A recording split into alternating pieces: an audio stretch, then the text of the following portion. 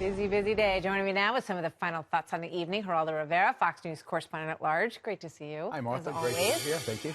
What's your big? What do you think about what we learned today? Well, I think that James Comey's bravado is going to be very short-lived. I think that when you read this report, even the summary with the 17 inaccuracies and omissions, etc., he's going to be in for a very rocky road when it comes to John Durham's investigation, the Connecticut special prosecutor up there. Attorney General Barr has already hinted that he is extremely dissatisfied with the conclusion. You know, there's so many things in this, Martha, that bother me so much. For instance, Paul Manafort was under investigation by the FBI in January 2016. He was appointed the campaign manager in Trump in the summer of 2016.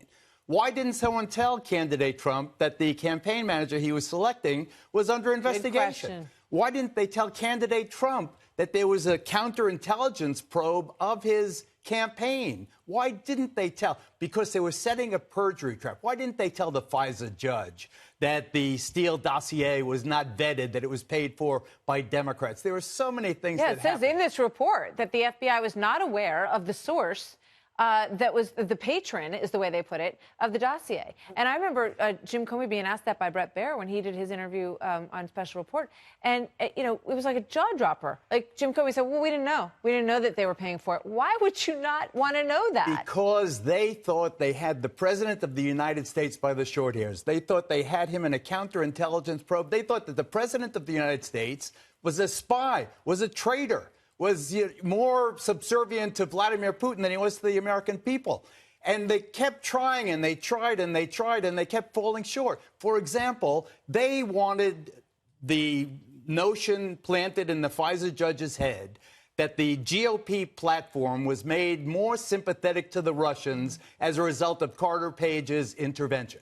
That the GOP changed its platform vis-a-vis Russia because of Carter Page and the other Russian operatives within the Trump campaign. He was going to get like a 50% stake in Rosneft. And it was totally the energy company. False. It was totally false. I mean, it really is so pathetic when you see it. I don't know what James Comey is looking at. You know, maybe he's just putting on this false face. But my goodness, when you see all the FBI did, I have them in the highest regard, the Federal Bureau of Investigation. A fabled, a legendary law enforcement group. But there's no doubt in this case they were gutter politicians. And they did everything they could to try to make a case. They fell short. And everybody was, and they 500 witnesses, you know, the Mueller probe, 25 U.S. attorneys working on it. They kept trying. They kept taking the shot at Donald Trump. They kept failing. They tried, and then they tried to spin it once the investigation was over. It really was pathetic, and it really should give people real pause for concern. If they could do this to a presidential candidate, then a president-elect, and then indeed the 45th president of the United States, what else are they capable? I encourage everybody to read as much as they can of this report, read the highlights, see what you think. Read the summary. Geraldo, thank you very much. Good to see you tonight.